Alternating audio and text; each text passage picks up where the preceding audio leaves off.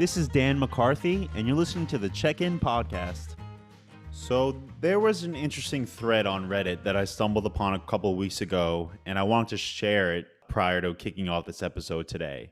The poster wanted to know about everyone's personal Paris syndrome moment. Now, for those of you who are unaware, like I was when I stumbled upon the thread initially, Paris syndrome is, according to Wikipedia, a sense of disappointment exhibited by some individuals when visiting or going on vacation to Paris, who feel that Paris was not what they had expected. The condition is commonly viewed as a severe form of cultural shock. Now, I don't think there are many better cities than Paris in the world, but I can definitely understand that the negative things about a city, the cons about a destination, tend not to be on the cover of guidebooks or the front of email marketing. And while Paris is a part of the name for this phenomenon, it's not the only city subject to these kind of feelings. So I wanted to share some of the better, more appropriate responses that I found within the thread. So here it goes. One poster said, "You'd think the pubs in London would be open later than 11 p.m., but most of them are not." Another said, "Northern California summer. I can't tell you how many European tourists I see come to San Francisco in June or July with shorts and tank tops ready for fun in the sun. But nope, we got full fog and cold." Another poster spoke about Korea. They said, "The months of July and August, it's hot, but what makes it worse is it's incredibly humid. It's sticky. I'm sweating just sitting on the sofa. I sweat immediately when I go outside." Somebody else brought up Amsterdam and said, "Regardless of how much I enjoyed it, the center of the city seemed to be for tourists first and foremost. There's lots of bachelor parties stumbling around. The food was hit or miss. Ironically, we had just come from Paris and it just didn't hold a candle to it. The farther we explored from the city's center, the better it was, though.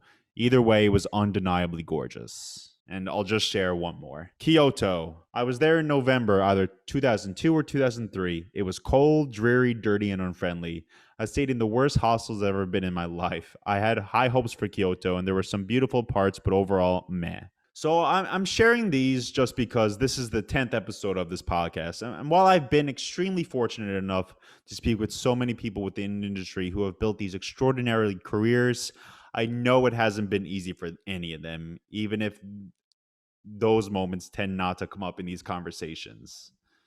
Just like a trip to Paris won't always be sparkling lights and flaky croissants, career in the industries, they aren't built with only good times and positive moments either. There's definitely been some tough moments along the way for everyone, even before 2020. And I think it's important to remember how things can go, how roads on journeys within the industry can be incredibly winding and unpredictable. There has undoubtedly been a lot of self-doubt for almost every successful person within the industry, and it comes down to how you deal with it and how you choose to think about things. One of the most positive people I've met during my own years within travel, and someone I think about when I have a lot of those self-doubt moments, is my guest for this episode. Jenn Lee is the VP of Sales and Marketing at Travel Planners International. She's an incredibly positive person and passionate person, and someone who I've been lucky enough to cross paths with out of pure serendipity a number of times throughout my career. I'm glad I got the chance to speak with her and have a conversation about how she ended up in travel, how she's been able to build the career and the relationships she's had, and her overall philosophy when it comes to success in business. We talk about how she keeps her attitude so incredibly positive and how she's continued to move things forward. I really did enjoy the conversation. I learned a lot about Jenn, including how she ended up in the industry in the first place, which is an incredible story, and I hope you all enjoyed the conversation too. So let's check in with Jenn.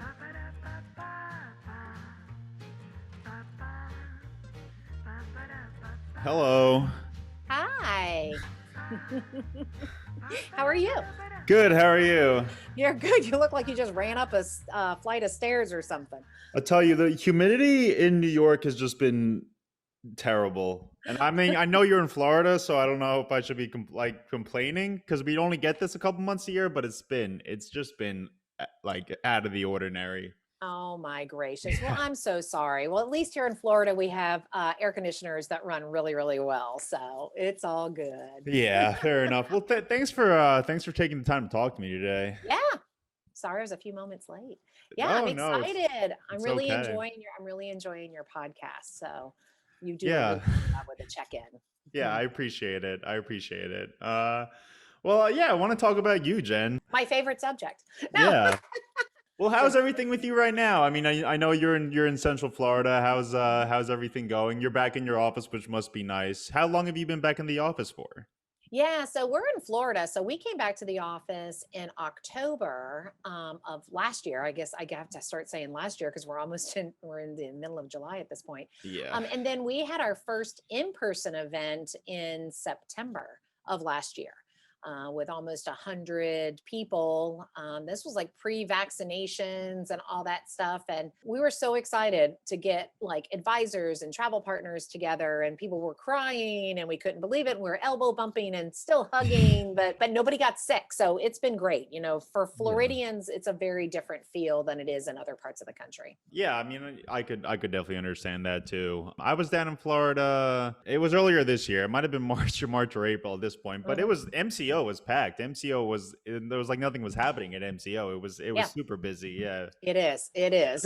That I'm really glad I have my clear and my TSA pre-check because I can still fly right through the airport, which is important now that we're traveling again. Yeah, I do. I love MCO. I think it's a great airport, and like I love that tram that connects to terminals. And like Mhm. when I get off the plane, especially from New York at MCO, you can sort of like smell Florida. Like it smells like warm and it smells fresh. Like I Suntan compared it to your lotion and yeah.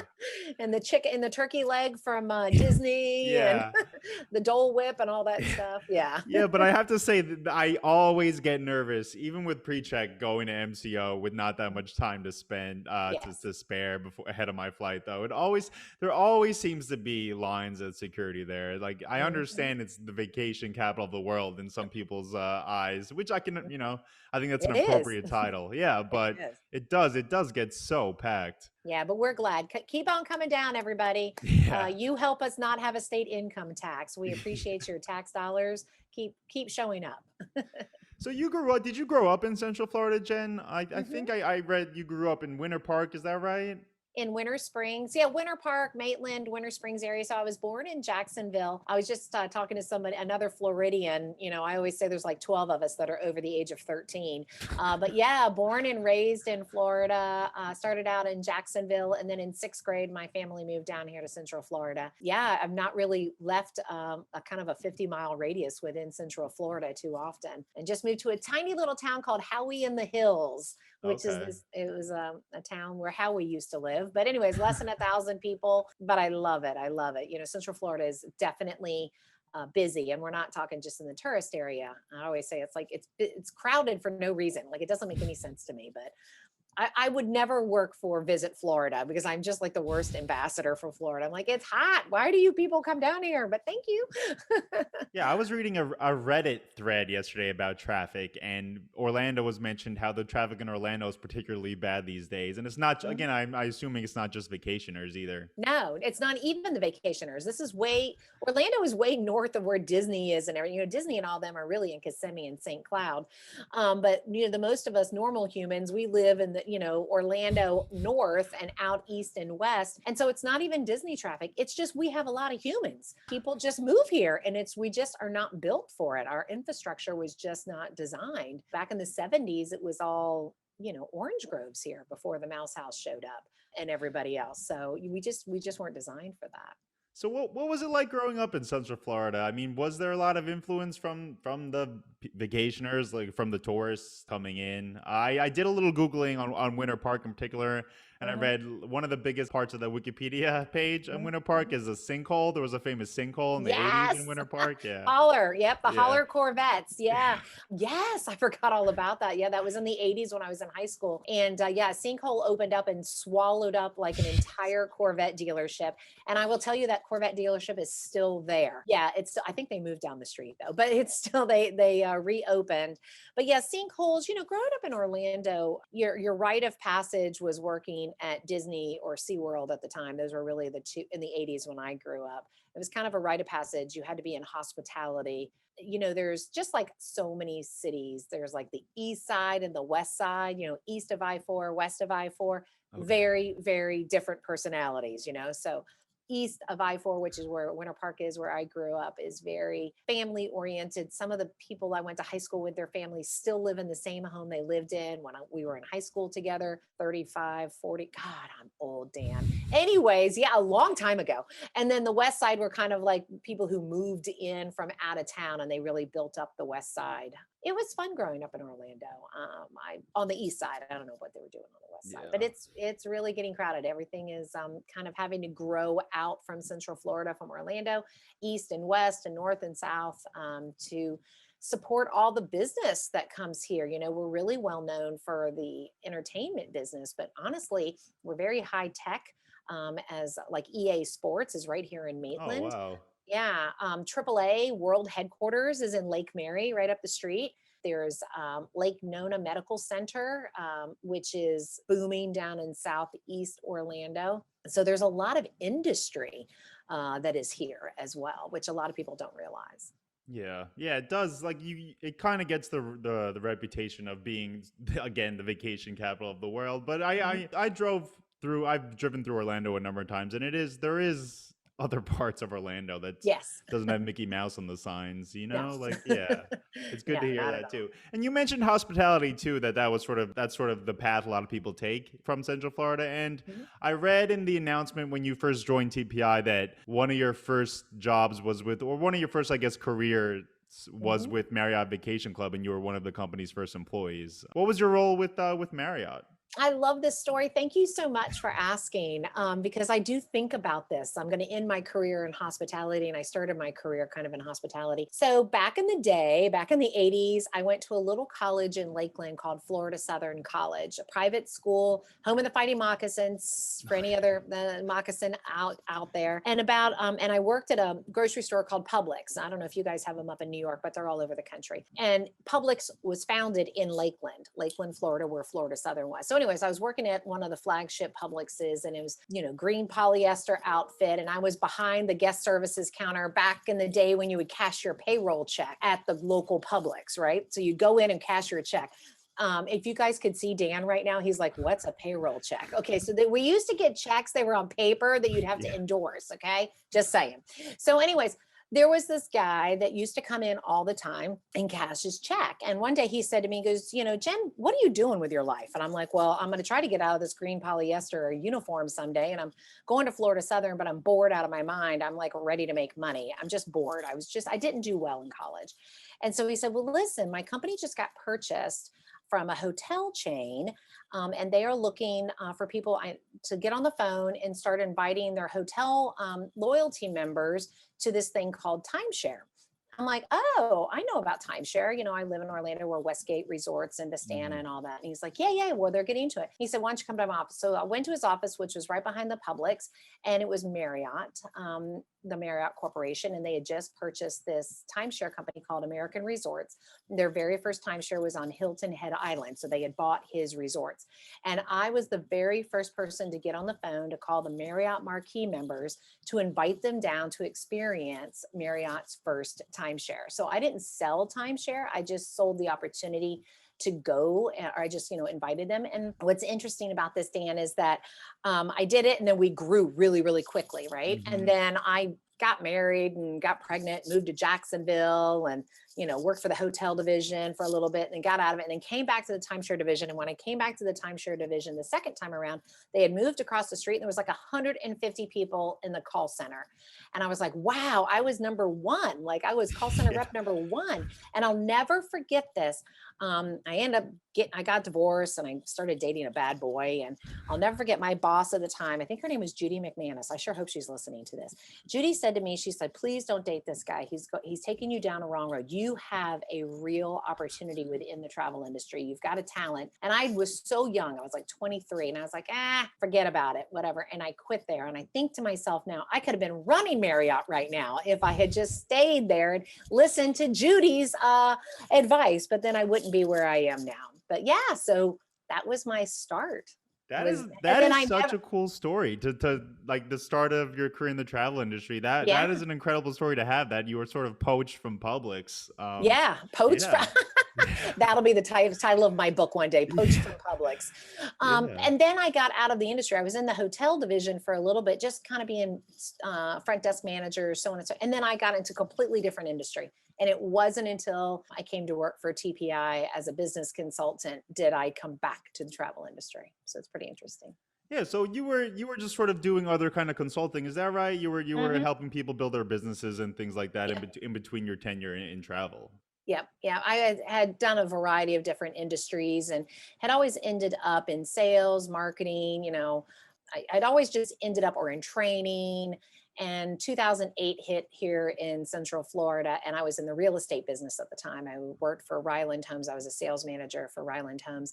And, obviously it tanked. But before it really tanked hard, I was like, I'm just done with this. I feel like I want to start my own business. I mean, how stupid was I? I mean, I'm excited that I did it, but for me, I was motivated because I saw small businesses go out of business during the recession of 2008. And I'm like, you didn't need to go out of business. You just didn't make good moves. And so I started my own small business consulting practice and did that for about 6, 7 years, had a couple of partners along the way, worked with a lot of consumer product developers, Yeah. partner with Tori Johnson from Good Morning America on a tour called Spark and Hustle, which I still find people that I met during the Spark and Hustle tour are travel advisors. I just talked to one this morning that she's like, I remember when you were in LA speaking with Tori. And it's funny how it's all just kind of come back around. Vanessa McGovern with GTN, she went to one of the conferences that I was speaking at. And so when I joined the industry, she's like, oh my goodness, you're going to Oh my love God. this industry. So it's pretty cool. Yeah, Yeah. that is super interesting too. I mean, so as a consultant, my question would be like, what gives you the confidence to talk to people and businesses? Is it just success you've had in the past? Do you think it's your personality? I mean, what kind of gives you the confidence to be able to guide people to make the right decisions? Because I mean, I question decisions I make personally, and I don't know what kind of authority I would feel like, to talk to other people about their personal or business lives. But I mean, you don't seem to have that sort of doubt in your mind. Yeah, I don't have a confidence issue, that's for sure. But Yeah. you know what? That's a great question. And I think where the confidence came from was I'm an avid learner. So in every job that I had when I worked for a variety, I started, Marriott timeshare, right? Like that Yeah. was very entrepreneurial. There was two of us in the office. It was Barry and me. So it's very scrappy and entrepreneurial. And then I worked for another entrepreneur years later, and it was very scrappy, and it became a multi-million billion dollar company that got purchased by Convergys. I mean, I've watched those things. So I've always paid close attention to what people do that are right and mistakes that they make. Number one. So there was that. And then it was, I'm a really good questioner. I Okay. know how to I know how to ask the right questions to get people thinking about what it is that they're trying to accomplish. And then as a business consultant, my job was to ask the right questions, to find out where they were, find out where they wanted to go, and then I just told them what to do. And I think there's a difference between coaches and people who are, wanting to have an accountability coach or whatever. For me, I was like, people hired me because I knew the questions to ask. I knew if their answer was going to get them to where they wanted to go. And then I just used my experience of watching all these other business owners. I'd say, yep, no, do this and don't do that. And I would just tell them, do this. If you do what I tell you to do, it's going to work out just fine. And I still say that to this day. You can ask most travel partners. I kind of start out listen, just do what I tell you to do. I promise you're in good hands with me because I know our advisors. I know what they respond well to. And so the confidence, I think, Dan, came from doing that on a regular basis and watching people flourish. Even if all I did was talk to them for 2 hours, I've got clients that I can't take credit for them being in certain positions, but they're on Target shelves, they're on QVC, they made it to Shark Tank, they've been purchased. Like I can't take credit for them being there, but I can take credit for being the very beginning and asking them those right questions and getting them to think differently. And so when I see that happening, I'm like, yep, I was supposed to do this. You mentioned mistakes people make. I mean, Mhm. was there a common mistake people would make when they're starting out a business? And yeah, I mean, what would be the typical thing you would have to correct? They were very busy, and I see this in the travel advisor community. They were very busy doing what they love to do, either creating the product, talking about the product, but they didn't have the foundation of a business to scale their product or their business. And advisors, I run into this all the time. They know how to sell the product. Hmm. They know how to service the product and their service. They don't have some of the most foundational staples, puzzle pieces to put together that full puzzle. They don't think that way. They're busy building a bank account and not looking at building a business. I'm building this business because in 10 years I want to sell it. I'm building this business because in 10 years I want to pass this down. I'm building this business because I want to have an empire. Like most travel advisors and most small business owners don't have that long vision of what that looks like. They're just building a bank account and they're just excited to sell what it is that they love to talk about and love to sell. That is the number one mistake people make. And it was TPI had been around for a long time. And I will tell you some of the questions I asked Ken when we were talking in this consulting. I'm like, you don't have the answer to this question. Yet it's an extremely successful business. It wasn't like it was failing by any means, but it was like, wow, if you don't have the answer to these three questions, then gosh, I know we've got a great opportunity together. And I feel very passionate about that in the travel advisor community and agency owners. Yeah. I feel you, whenever I speak to you, I feel like you're extremely passionate about everything we talk about. And I mean, that includes advisors too. Yeah. But I imagine because this is the conversation I've had with a lot of people on this podcast and in the industry is that when I ask people sort of why they love the travel industry and like the destinations are great, of course, the opportunities to travel for work and for pleasure and to get to know like the world is obviously a huge positive, but everyone mentions the people in the industry too, and that seems to be Yep. something you're particularly passionate about too, because I mean your business is relationships and your business is talking to people.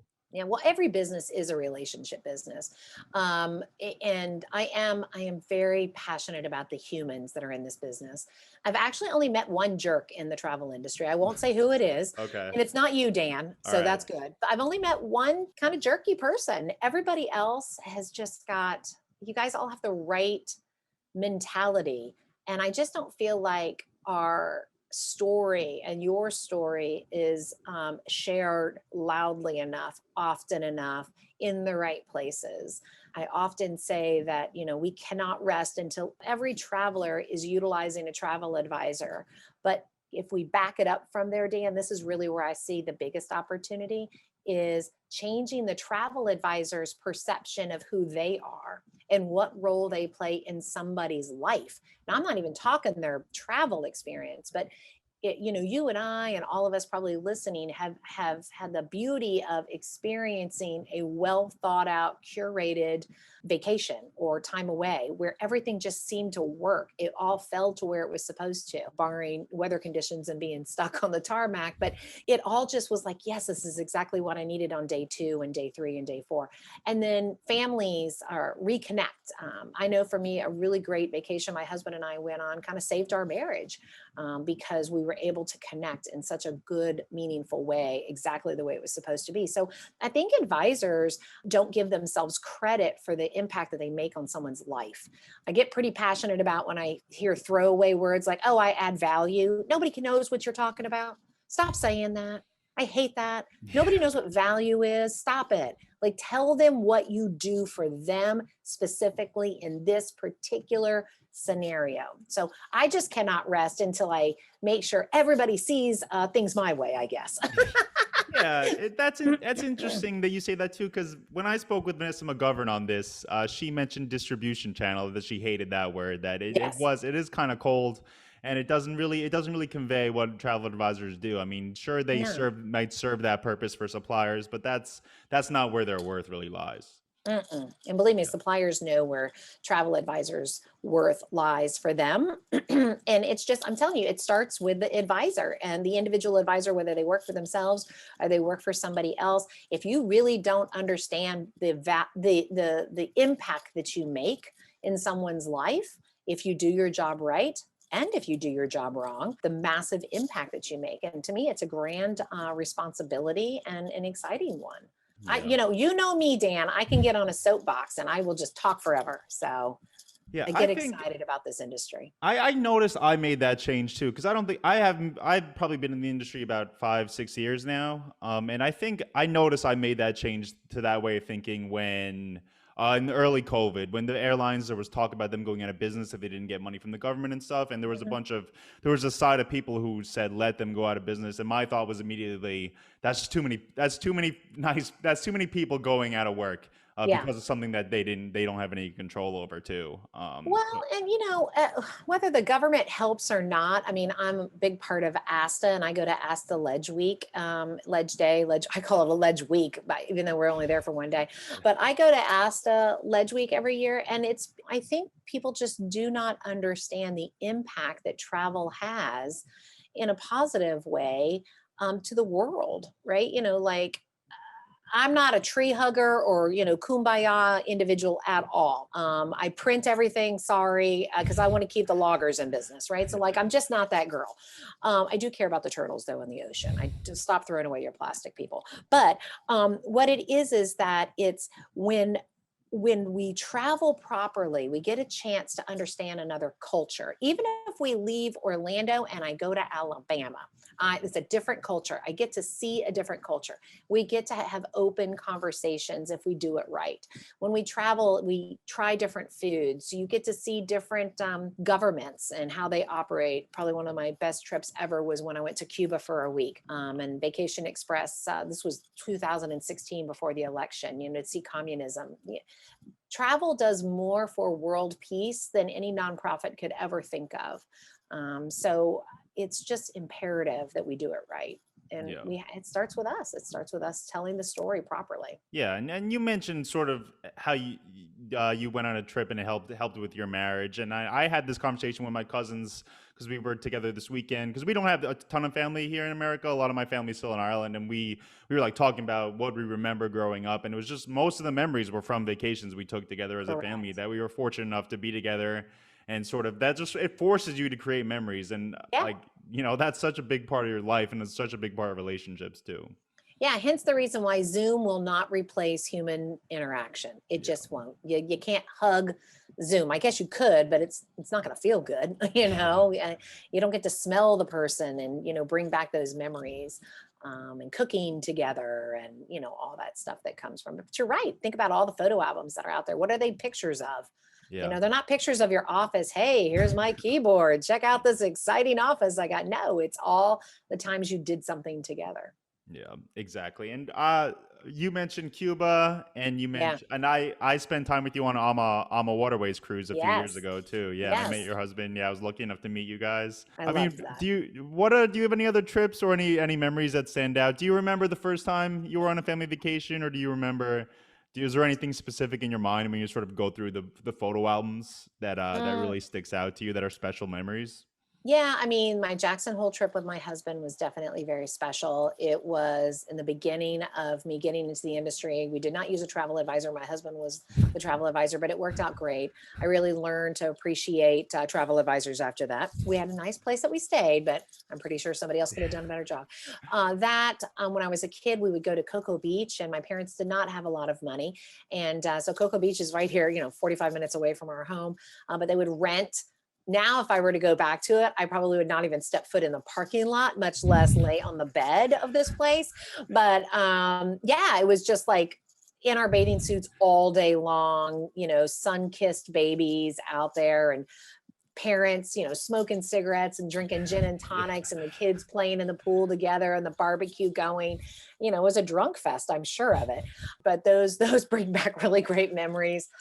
And then, my Cuba trip was amazing, but the trip that I took after that is where I really learned the most. And I'm not sure if I've shared this story with you or not, Dan, but I'd gone to Cuba for a week on land, where it's not as comfortable as being on a ship where you get to go back to your nice, comfy cabin. And in Cuba, you tend to just like leave everything of value because you want them to have whatever you have. So I left like every stitch of clothing that I could have that I made sense. I left everything, right? And then 48 hours later, I had to turn around and I was flying overseas to get on the Regent Seven Seas Explorer pre-inaugural cruise. And Delta lost my luggage.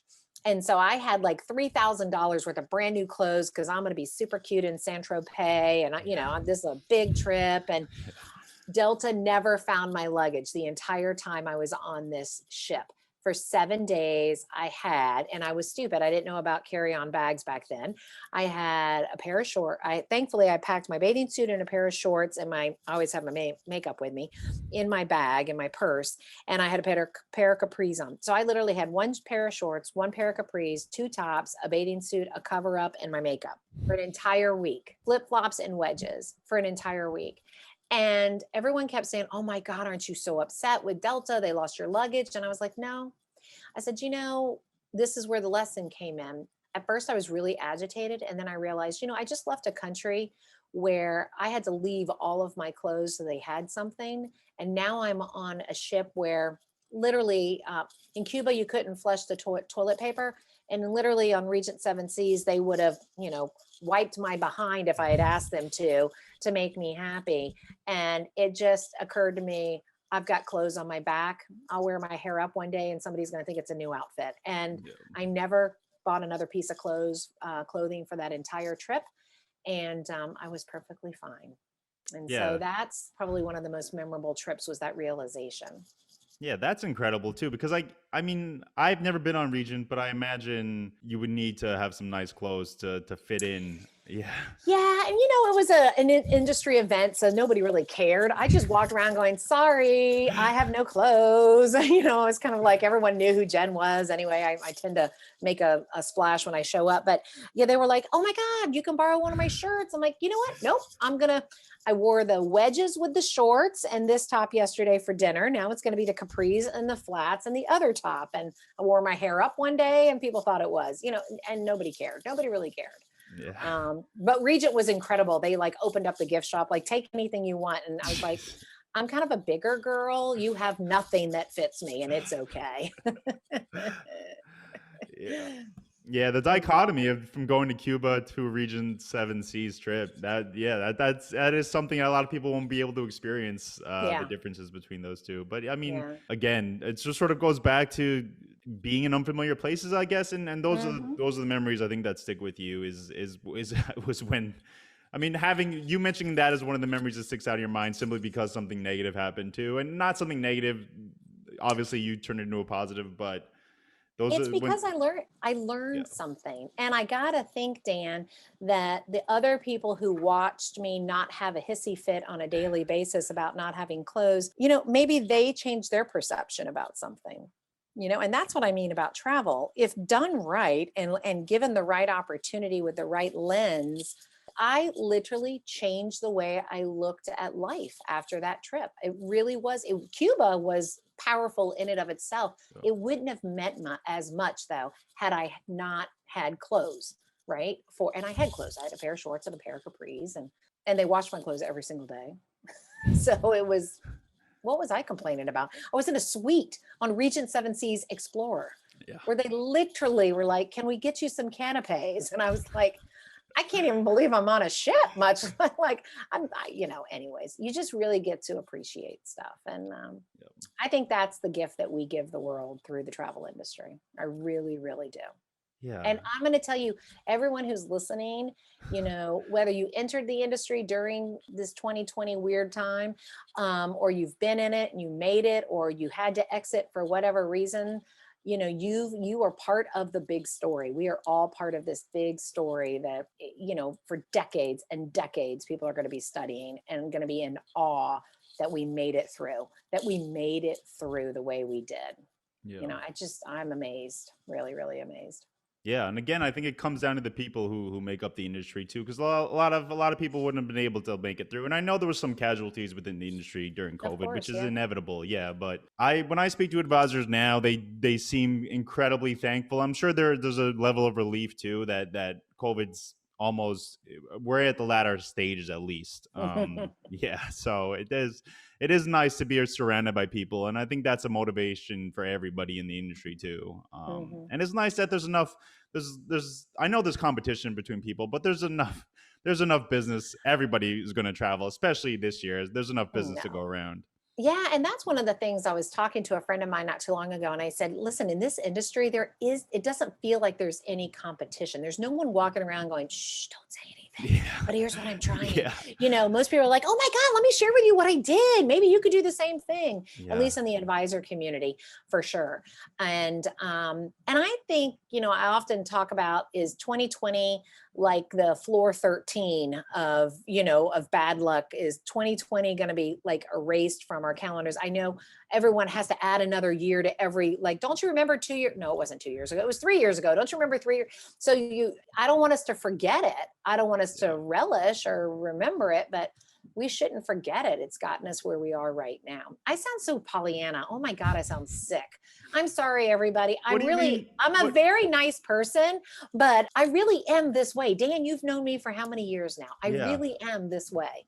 This is who I am. Yeah, I remember when I mentioned that Alma cruise. I remember showing up there and just I was going solo, and I was like, oh well, I'm gonna have to.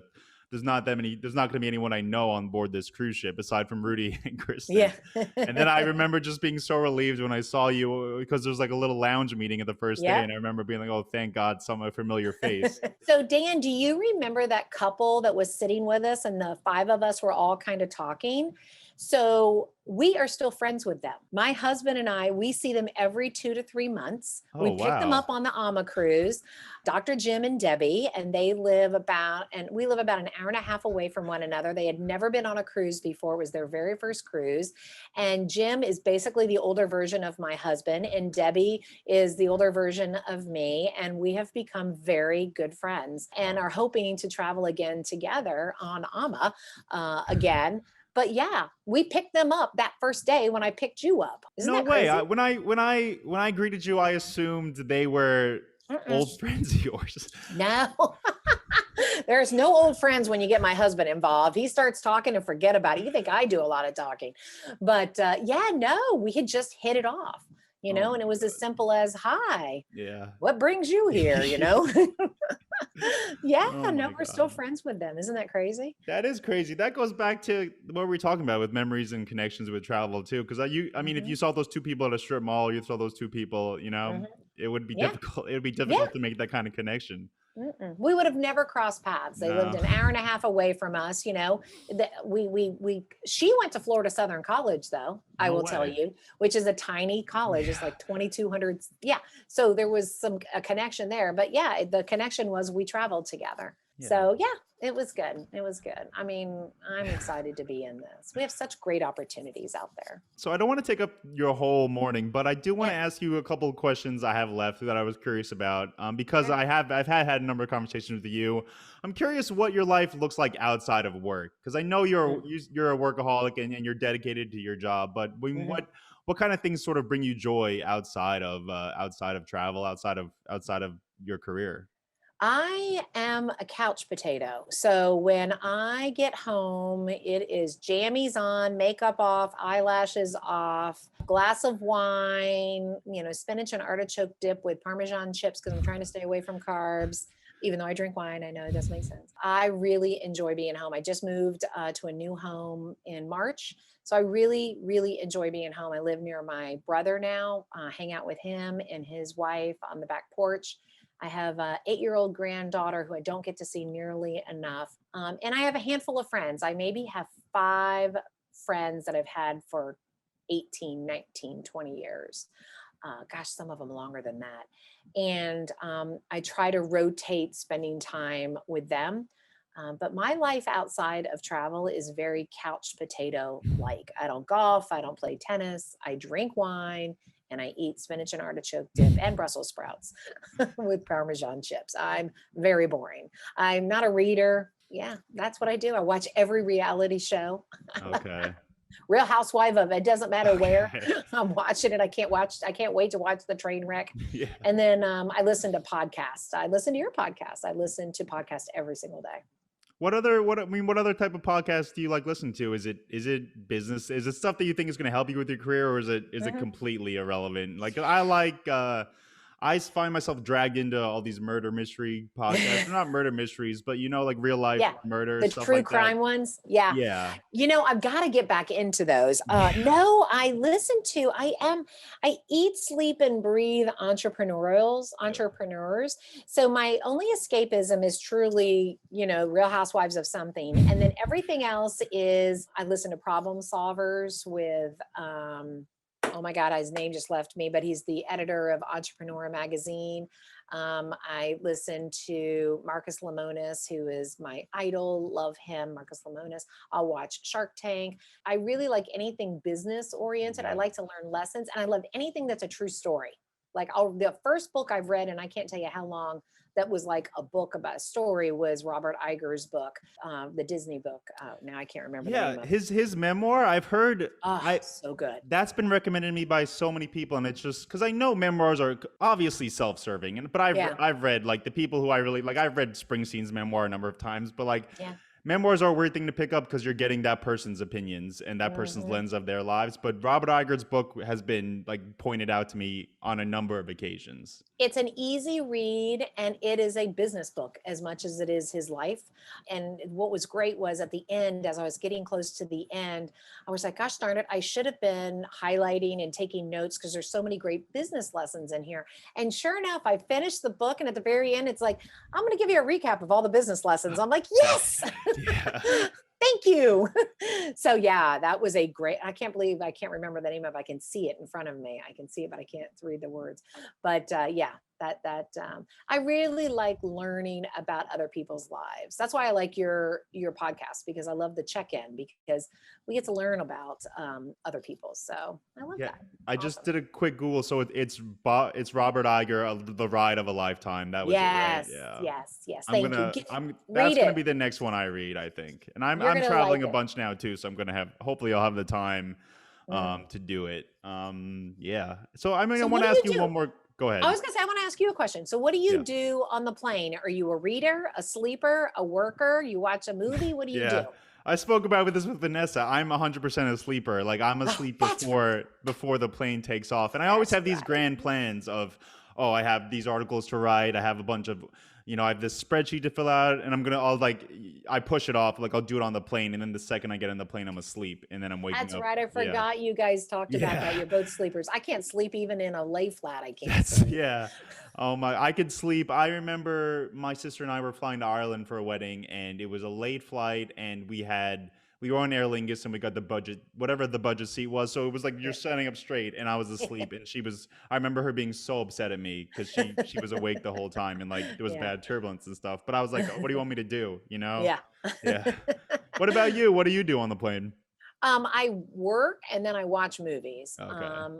But I definitely don't talk to people, which is crazy. I think it's because I talk all the time, and I put those headphones in immediately. If I know somebody, I'll talk to them, but I'll never forget Robbie from Nexion and I were flying back from Mexico together, and we just happened to be sitting next to each other. He's like, don't take offense. I'm like, dude, headphones are going in. I don't want to talk to you either. I was like, I've been talking to you all week.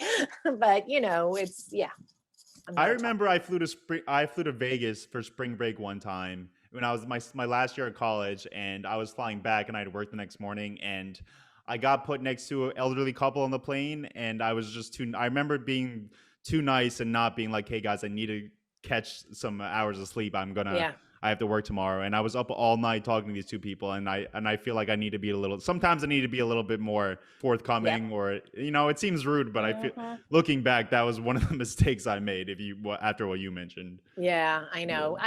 I don't know. It just depends. If I'm coming back from Vegas, I probably still have cocktails in me, so I'm probably yapping up a storm with somebody. And you're headed to Vegas for Virtuoso Travel Week, is that right? For Signature. Yep, for Signature. Signature. Oh, sorry. Yeah. Signature. Yeah, we're part of Signature. I'm excited for that. And Travel Agent Forum. We're doing Cruise 360 soon. Yeah, I mean, lots of good stuff. We're excited.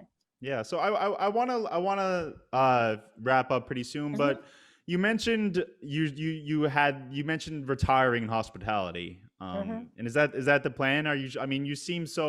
You seem able to, you have the career to show it, but you seem able to do other things, but there's no other thought in your mind than retiring in hospitality. Yeah, you guys can't get rid of me. I have zero desire to go to a different industry. And I'm still young, I'll be 56 in September. So I still have what, a good 30 years ahead of me working based on everybody else that I've met. Like nobody retires from this industry. We just disappear after a while. So I don't plan on retiring. No, I see no reason. It's come full circle. I mean, So as long as the industry will have me, I'll be here. any goals, any big plans for the rest of your 30 years in the industry? Anything you want to accomplish or anything you want to change or anything you want to be a part of? Um, I really love ASTA. So I really want to be a big part of ASTA, and I am already. On this recording, today is the last day of the ASTA election. So I'm hoping I become part of the board, but if not, that's fine too. ASTA, and really just helping travel partners and advisors understand one another more so that they can help one another. I like bringing fresh ideas. I like Yeah. seeking out different things, but I'd really honestly, my honest answer, Dan, is Pollyanna as this sound is, I really just don't think I'll rest until we never hear that phrase, that answer. Travel advisors are still exist. Like until there's one on every corner, we have an opportunity. Until every single human that travels for business or pleasure utilizes a travel organization of some sort to help them curate that right experience, we have an opportunity. So I think that's what it is. So changing that perception, making travel advisors relevant in their own minds so that they can be relevant in their clients' minds Yeah. and profitable so they can be in business. If we can do that, then I mean, it's going to take a few days though to make that happen. We got a little ways to go. You keep mentioning Pollyanna, and I don't get the reference. Oh, Yeah. you know what it is? Thank you. It's a thing that I say to myself because, and it's I once somebody here at TPI, no longer with TPI, and really my whole career, my whole life, they're all like, you walk through life with rose-colored glasses, as if nothing is wrong. Somebody said to me, "Oh, you're just so naive," and I was like, at first I took it personal, and then I was like, here's the thing: if the way I look at life and the way I look at business is naive, Pollyanna, rose colored glasses, and it's gotten me to where I am, then I must be doing something right. But I do recognize that a high level of energy and a Yeah. constant view of positivity can be agitating to others. Mind you, I'm not going to change, but I am conscientious of the fact. I mean, I've had a tough life, but I'm not. And I've shared some of my tough stories on big stages. People know some of my tough life. I haven't lived a perfect life by any means, but I'm just always aware that there are people out there, everyone's suffering at some point, and I never want to come across as not being sensitive to that. But at the same time, even through this whole crisis, I really never let our advisors off the hook. I told them, you just have to keep going. You have to keep answering the phone. You have to keep making those calls. You have to take care of your clients. Call me and we'll cry together for a second, but then you got to get back on the horse and you got to keep moving forward. So I think that's the reason why I say that, because I never want anyone to think that I'm insensitive or out of touch, because I'm definitely not. Well, I can honestly say you've been a joy to talk to today, but I always look forward to speaking with you. And you mentioned Shark Tank, and it feels like if the travel industry had a version of Shark Tank, you'd have to be on that panel. Yeah, exactly. Yeah. I'd be Lori Grenier and Barbara Corcoran put together. Okay. Oh, and Mr. Wonderful too. I love him too. He's great. Well, again, thank you Thank you, so much for your Dan. time. I know things are incredibly busy nowadays for people in the Yeah. industry, and I really do appreciate your time. And I feel like I'll see you at Cruise 360 later this Yep. month, hopefully. Yes, absolutely. Yeah. And so great to talk to everybody, and congrats on this fantastic podcast. Everyone should go back and listen to all of the episodes. They're so good. Yeah. Thank you so much for the plug. You're welcome. We'll talk soon, Jen. Take care, babe. Bye. Bye.